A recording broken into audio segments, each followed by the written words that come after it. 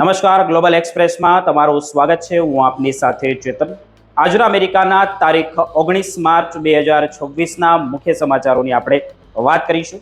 અમેરિકામાં રહો છો, અમેરિકાના રોજના અપડેટ જાણવા માટે ગ્લોબલ એક્સપ્રેસને સબસ્ક્રાઇબ કરવાનું ભૂલતા નહીં. આજના અમેરિકાના મુખ્ય સમાચારોની આપણે વાત કરીએ તો શું અમેરિકામાં વસતા ગુજરાતીઓનો દબદબો ખતરામાં છે? ઈરાન અમેરિકા વચ્ચે ખેલાતા ભીષણ જંગની જ્વાળાઓ હવે ન્યૂ જર્સી અને ટેક્સાસના ગુજરાતી ગેસ સ્ટેશનો સુધી પહોંચી છે. આભને આંબતા પેટ્રોલના ભાવ અને વોર સરચાર્જ વચ્ચે શું ગુજરાતી વેપારીઓ પોતાનો અસ્તિત્વ ટકાવી શકશે કે શું? જાણો કેમ ખાલી થઈ રહ્યા છે સ્ટોર અને કઈ અદ્રશ્ય નફરતનો ભોગ બની રહ્યા છે આપણા શાંતિપ્રિય સમાજ. આ પછીના સમાચારોની આપણે વાત કરીએ તો અમેરિકાના આકાશમાં સંકટના વાદળો. શું તમે પણ મુસાફરી કરી રહ્યા છો અમેરિકાની અંદર? ભયાનક આયાનો વાવાઝોડો અને ગવર્મેન્ટ શટડાઉનના કારણે અમેરિકાના એરપોર્ટ પર યુદ્ધ જેવી સ્થિતિ સર્જાઈ છે. પગાર વગર કામ કરતા સુપર કર્મચારીઓના રાજીનામા અને કલાકો લાંબી લાઈનો વચ્ચે લાખો મુસાફરો ફસાયા છે. હવાઈ પરિવહન વ્યવસ્થા સંપૂર્ણપણે ઠપ થવાને આરે છે. જાણો ફ્લાઇટ પકડતા પહેલાની આ ભયાનક વાસ્તવિકતા. આ પછીના સમાચારોની આપણે આગળ વાત કરીએ તો થીજી ગયેલા સપનાઓનો ન્યાય. શું માનવ તસ્કરીના ગુનેગારો છૂટી જશે? ડિંગુજાના પટેલ પરિવારને મોતના મુખમાં ધકેલનાર હર્ષકુમાર અને સ્ટીવ સેન્ડની આ અપીલ પર અમેરિકી વકીલોએ કર્યો મોટો ધડાકો. અકસ્માત નહીં પણ નિર્દોષ બાળકોનું જાણી જોઈને કરેલું આ એક ગણી શકાય. જાણો કોર્ટના એક કડક વલણ વિશે, જેમણે ગેરકાયદેસર વિદેશ જવા માંગતા લોકો અને એજન્ટોના કાળજા ધ્રુજાવી દીધા છે. આ બધા જ સમાચારોની આપણે વિગતે ચર્ચા કરીએ. આપ જોતા રહો ગ્લોબલ એક્સપ્રેસ.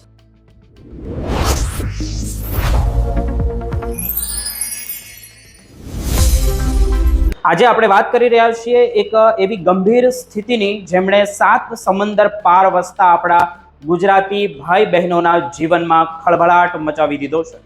વર્ષ 2026નો આ માર્ચ મહિનો ઇતિહાસમાં કદાચ લોહિયાળ અક્ષરે લખાશે.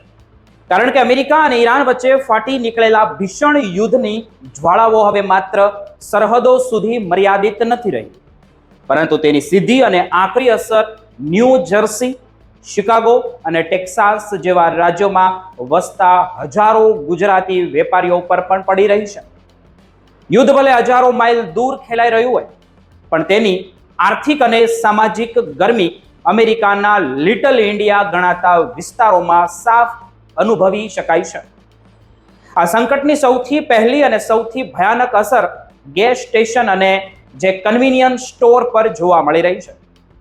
આપણે જાણીએ છીએ કે અમેરિકામાં ગેસ સ્ટેશનના વ્યવસાયોમાં ગુજરાતીઓનો દબદબો છે, પરંતુ 1 માર્ચ 2026ના રોજ જ્યારે ઈરાને જે વ્યૂહાત્મક રીતે મહત્વની ગણાતી હોર્મુઝની સામુદ્રધુની બંધ કરી દીધી, ત્યારે વૈશ્વિક તેલ બજારમાં જે ભૂકંપ આવ્યો તેમણે ગુજરાતી વેપારીઓની કમર તોડી નાખી છે. ક્રૂડ ઓઇલના ભાવ આસમાને પહોંચતા પેટ્રોલના ભાવમાં પ્રતિ ગેલન $2 થી $3 વધારો ઝીકાયો છે.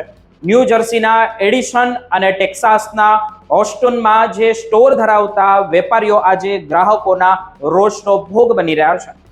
સામાન્ય જનતાને લાગે છે કે વેપારીઓ નફો કરી રહ્યા છે, પણ હકીકત કંઈક અલગ જ દેખાઈ રહી છે. તેલની કંપનીઓ પાસેથી મળતું માર્જિન સાવ ઘટી ગયું છે અને ઉપરથી ક્રેડિટ કાર્ડ પ્રોસેસિંગ ફી એટલી વધી ગઈ છે કે દરેક ટ્રાન્ઝેક્શન પર વેપારીઓએ ખિસ્સામાંથી પૈસા કાઢવા જેવી સ્થિતિ સર્જાઈ રહી છે. ઘણા સ્ટેશનો પર તો સપ્લાય ખોરવાઈ જવાથી આઉટ ઓફ સર્વિસના બોર્ડ લટકાવવા પડ્યા છે, જે દાયકાઓથી ચાલતા ધંધા માટે એક મોટો ફટકો છે. પરંતુ વાત અહીં જ પૂરતી નથી થતી. આ યુદ્ધે ગુજરાતી ગૃહિણીઓ અને ગ્રોસરી સ્ટોરના માલિકોની ચિંતા પણ વધારો કર્યો હોય તેવું દેખાઈ રહ્યું છે. શિકાગોની પ્રખ્યાત ડેવોન એવન્યુ હોય કે પછી ન્યૂ જર્સીનો ઓક ટ્રી રોડ કે પછી ત્યાં આવેલા ભારતીય સ્ટોરમાં આજે હાહાકાર છે. લાલ સમુદ્ર અને મધ્ય પૂર્વના રસ્તાઓ યુદ્ધને કારણે બંધ હોવાથી ભારતથી આવતા માલ સામાનમાં જહાજોને હવે આખા આફ્રિકા ખંડનો જે આંટો મારીને આવવું પડે છે, આનાથી માત્ર સમય જ નહીં બગડતો, પણ શિપિંગ કંપનીઓએ જે કનેક્ટર દીઠ હજારો ડોલરનો વોર સરચાર્જ વસૂલવાનું શરૂ કર્યું છે. પરિણામે બાસમતી ચોખા, તુવેર દાળ અને અથાણા મસાલા જેવી ચીજ વસ્તુઓના ભાવ રાતોરાત 30% સુધી વધી ગયા હોય તેવું લાગી રહ્યું છે. અત્યારે માર્ચ મહિનો ચાલી રહ્યો છે અને ટૂંક સમયમાં ભારત કેરીની સિઝન પણ શરૂ થવાની છે, પરંતુ ફ્લાઇટ જે કેન્સલેશન અને દરિયાઈ રસ્તા બંધ હોવાથી આ વર્ષે અમેરિકામાં વસતા ગુજરાતીઓને કદાચ કેરીનો સ્વાદ પણ મોંઘો પડશે અથવા તો મળશે જ નહીં જે જોતી હોય તેવી. માલની અછતના કારણે ગ્રાહકો જે પેનિક બાઇલ એટલે કે ગભરાટમાં જથ્થાબંધ ખરીદી કરી રહ્યા છે, જેમનાથી સ્ટોર માલિકોને ઇન્વેન્ટરી મેનેજ કરવા માટે ભારે મુશ્કેલી પડી રહી છે. આર્થિક મુસીબતોની સાથે સાથે એક અઘોષિત સામાજિક સંકટ પણ ઊભું થયું છે જે વધુ ચિંતાજનક છે. અમેરિકામાં જ્યારે પણ મધ્ય પૂર્વ દેશો સાથે યુદ્ધ થાય ત્યારે સ્થાનિક સ્તરે અજ્ઞાનતાને કારણે હેટ ક્રાઇમની ઘટનાઓ વધતી હોય તેવું લાગે છે. કમનસીબે આપણા ઘણા ગુજરાતી ભાઈ બહેનો જે દેખાવ કે પ્રવેશ ઘણીવાર સ્થાનિક અમેરિકનોએ મધ્ય પૂર્વ લોકો જેવા દેખાવા લાગે છે, તેમના કારણે તેઓ વગર વાકે નફરતનો ભોગ બનતા દેખાય છે. ટેક્સાસના ઓસ્ટિનમાં બનેલી તાજેતરની જે ગોળીબારની ઘટનાઓ આપણે સામે આવી હતી ને તે જોઈ હતી, અને ગુજરાતી સમાજમાં જે ફફડાટ ફેલાયો હતો, શિકાગો અને ડલાસના જે બર્બરન વિસ્તારમાં જે સ્ટોર ચલાવતા વેપારીઓ હવે જીવના જોખમે કામ કરી રહ્યા હોય તેવું પણ લાગે છે. સુરક્ષાના કારણોસર ઘણાઓએ તેમના હથિયારધારી ગાર્ડ રાખવા પડ્યા છે અથવા તો મોંઘા સીસીટીવી કેમેરા લગાવવા પડ્યા છે, જે તેમના પહેલેથી જ ઘટેલા નફામાં વધુ ગાબડું પાડી રહ્યા છે. આ માનસિક તણાવ એટલો છે કે ઘણા પરિવારો હવે પોતાના બાળકોને સ્ટોર પર મોકલતા પણ ડરી રહ્યા છે. આ બધી મુસીબતોની વચ્ચે ડોલર અને રૂપિયાનો ખેલ પણ ગુજરાતીઓને રડાવી રહ્યો છે. યુદ્ધની અનિશ્ચિતતાને કારણે ડોલર મજબૂત થયો છે અને રૂપિયો 92 થી 93 સુધી પહોંચી ગયો છે. આમ તો ભારત પૈસા મોકલવા માટે આ સારી તક લાગે છે, પણ અમેરિકામાં જ જીવન નિર્વાહ એટલો મોંઘો થઈ ગયો છે કે લોકો પાસે બચત જ નથી થઈ રહી. ન્યૂ જર્સીમાં રહેતા એક વડીલ વેપારીએ જણાવ્યું કે પહેલા અમે દર મહિને 2-3 હજાર ડોલર મોકલી શકતા હતા, પણ હવે તો અહીંયાના ભાડા અને ટેક્સ ભરવામાં જ બધું ધીમે ધીમે વપરાતું હોય તેવું લાગી રહ્યું છે. ભારત મોકલતા રેમિડન્સમાં છેલ્લા 1 મહિનામાં 25%નો ઘટાડો નોંધાયો છે, જેમની અસર ગુજરાતમાં રહેતા તેમના પરિવારો પર પણ પડી રહી હોય તેવું લાગી રહ્યું છે.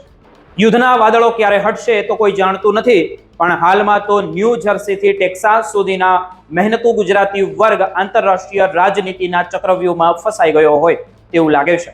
આ માત્ર 2 દેશો વચ્ચેનું યુદ્ધ નથી, પણ હજારો માઇલ દૂર વસતા એક શાંતિપ્રિય અને વેપારી સમુદાયના અસ્તિત્વની લડાઈ બની ગઈ છે. સપ્લાય ચેનથી સમસ્યા, વધતી જતી મોંઘવારી, સુરક્ષાનો ખતરો અને આર્થિક મંદી, આ ચારેય મોરચે ગુજરાતીઓ અત્યારે ઝઝૂમી રહ્યા છે. અમેરિકન સરકાર તરફથી હજુ સુધી કોઈ મોટું રાહત પેકેજ જાહેર કરવામાં આવ્યું જ નથી, ત્યારે આ સમુદાયે હવે પોતાની જોરે જ આ કપરા સમયમાંથી બહાર આવવાની મથામણ કરવી પડશે. આવનારા દિવસો વધુ પડકારજનક હોઈ શકે છે, પરંતુ ગુજરાતી જે છે તે વેપારી સૂઝબૂઝ અને લડાયક મિજાજ તેમને આમાંથી પણ રસ્તો કાઢવામાં મદદ કરે તેવી આશા છે. આજના રિપોર્ટમાં આટલું જ. આ વિષય પર તમારે શું પ્રતિક્રિયા છે તે અમને જરૂર જણાવજો.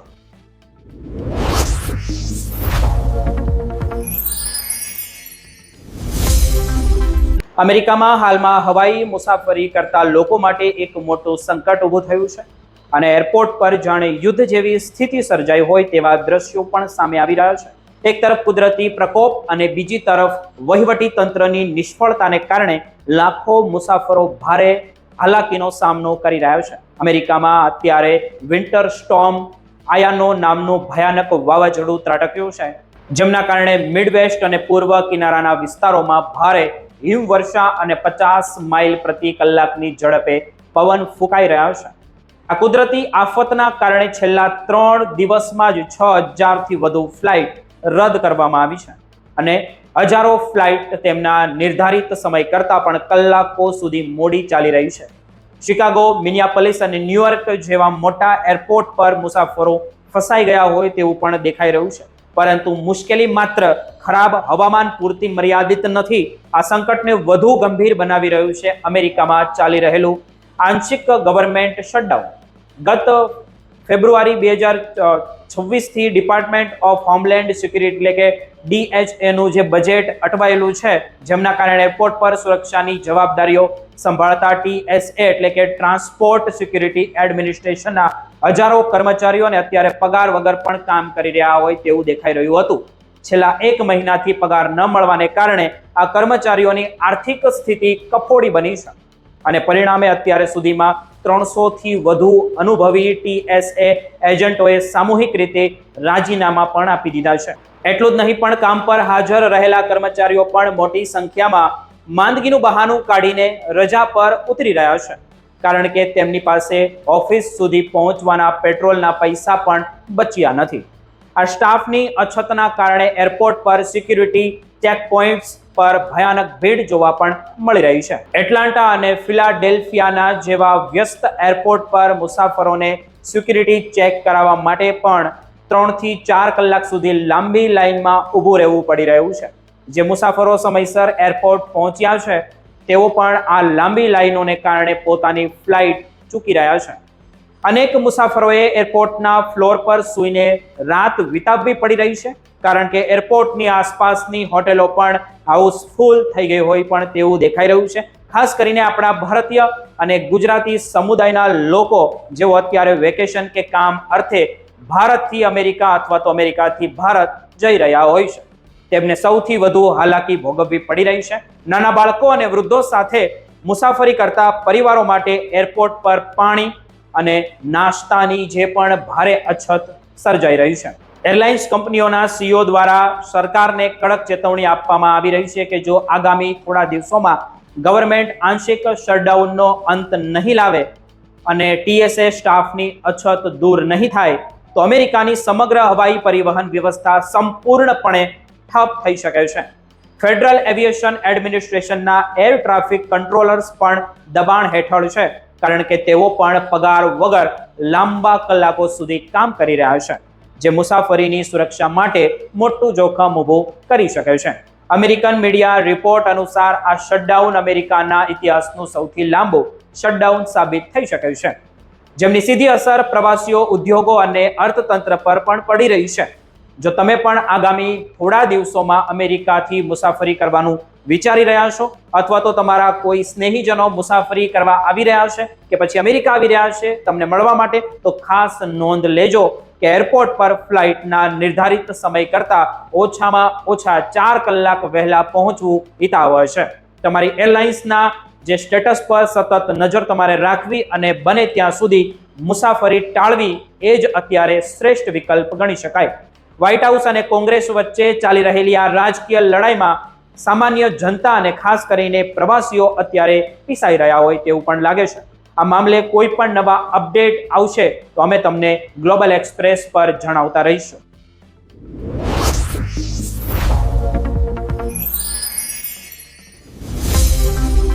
આપણે એવા સમાચાર વિશે વાત કરવા જઈ રહ્યા છીએ જેમણે માનવતાને શર્મસાર કરી દીધી હતી. ડીંગુચાનો એ પટેલ પરિવાર જગદીશભાઈ, વૈશાલીબેન અને તેમના 2 માસૂમ ફૂલ જેવા બાળકો વિહાંગી અને ધાર્મિક જેઓ એક ઉજ્જવળ ભવિષ્યના સપના આંખમાં લઈને 7 સમંદર પાર ગયા હતા, એટલે કે અમેરિકા ગયા હતા. પણ કમનસીબે તેમને -35 ડિગ્રીની કડકડતી ઠંડી અને બરફની સફેદ ચાદર જે અંતે તેમનું કફન બની હતી. આ કેસમાં હવે અમેરિકી ન્યાયતંત્ર તરફથી એક ખૂબ જ મોટો અને મહત્વનો વળાંક આવ્યો છે જે દરેક ગુજરાતીઓને જાણવો ખૂબ જરૂરી છે. મિત્રો, વર્ષ 2022ની એક કાળી રાત કોઈ ભૂલી શક્યું નથી, જ્યારે કેનેડા અમેરિકા બોર્ડર પર બરફના તોફાન વચ્ચે આખા પરિવાર થીજીને મૃત્યુ પામ્યો હતો. આ હૃદયદ્રાવક ઘટના માટે જવાબદાર ગણાતા માનવ તસ્કરીના સૂત્રધારો હર્ષકુમાર પટેલ અને સ્ટીવ સેન્ડ, જેમને મે 2025માં સજા ફટકારવામાં આવી હતી, તેમણે પોતાની સજા ઘટાડવા માટે કોર્ટમાં અપીલ કરી હતી, પરંતુ આજે સમાચાર મળી રહ્યા છે કે અમેરિકી સરકારી વકીલોએ આ અપીલને જડબાતોડ જવાબ આપ્યો છે. વકીલોએ કોર્ટને પત્ર લખીને સ્પષ્ટ શબ્દોમાં જણાવ્યું છે કે આ ગુનેગારોની અપીલને તાત્કાલિક ફગાવી દેવી જોઈએ. સરકારી વકીલોની દલીલો સાંભળીને કોઈ પણનું કાળજું કંપી ઉઠે તેવું છે. વકીલોએ કોર્ટમાં કહ્યું કે આ કોઈ અકસ્માત નહોતો, આ એક જાણી જોઈને ખેલાયેલું જોખમ હતું.